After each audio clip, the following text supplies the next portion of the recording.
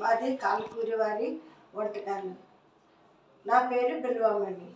నేను చేయబోయే వంటకం ఈరోజు క్యాబేజీ పులుసుపెట్టి కూర. దానికి కావాల్సిన పదార్థాలు: క్యాబేజీ శుభ్రంగా తరుక్కొని కడుక్కొని శుభ్రంగా దాన్ని ఉడకబెట్టి గట్టిగా పిండేసి, అలాగా పోపు సామాన్లు, ఎండుమిరపకాయలు, మినప్పప్పు, శనగపప్పు, కొంచెం ఆవాలు, జీలకర్ర, కరివేపాకు, పచ్చిమిర్చి, పోపు సామాన్లు, ఎండుమిర్చి, చింతపండు గుజ్జు. ఇప్పుడు మనం ఒక మూకుడు పెట్టుకుని గ్యాస్ ఆన్ చేసుకుని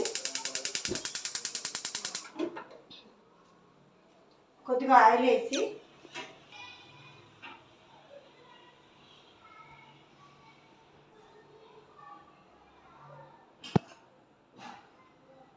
ఆయిల్ వేసుకుని సరిపడా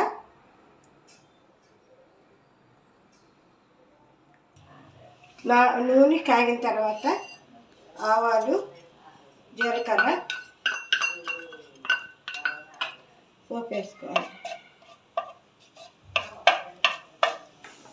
తర్వాత అది వేగిన తర్వాత కొంచెం శనగపప్పు, మినప్పప్పు,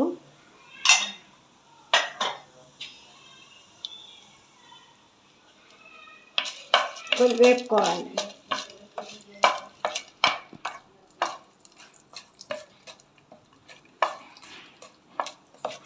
కొంచెం వేగిన తర్వాత ఎండుమిరపకాయ ముక్కలు వేసుకొని వేపుకోవాలి. కొంచెం ఎర్రగా వచ్చే వరకు వేపుకోవాలి.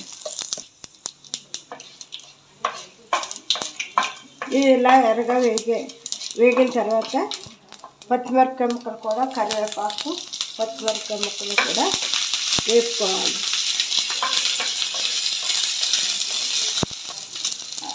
ఈ పోపు వేగిన తర్వాత మనం అన్నీ రెడీ చేసుకున్న క్యాబేజీ ముక్కలు ఇలా వేసుకోవాలి.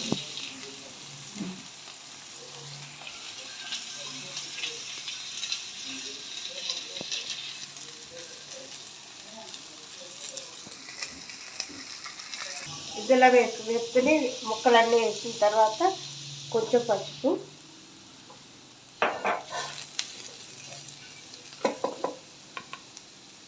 ఉప్పు, సరిపడా ఉప్పు,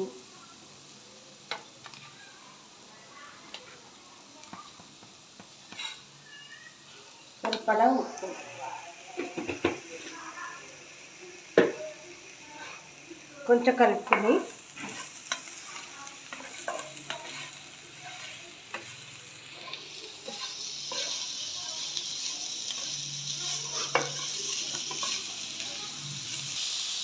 ఇప్పుడు మనం చింతపండు గుజ్జు రెడీ చేసుకుని ఉన్నాం కదా, అది కూడా అందులో వేసుకొని కలుపుకోవాలి. మగ్గేదాకా కొంచెం ఆగాలి. కొద్దిగా మగ్గేదాకా ఆగాలి.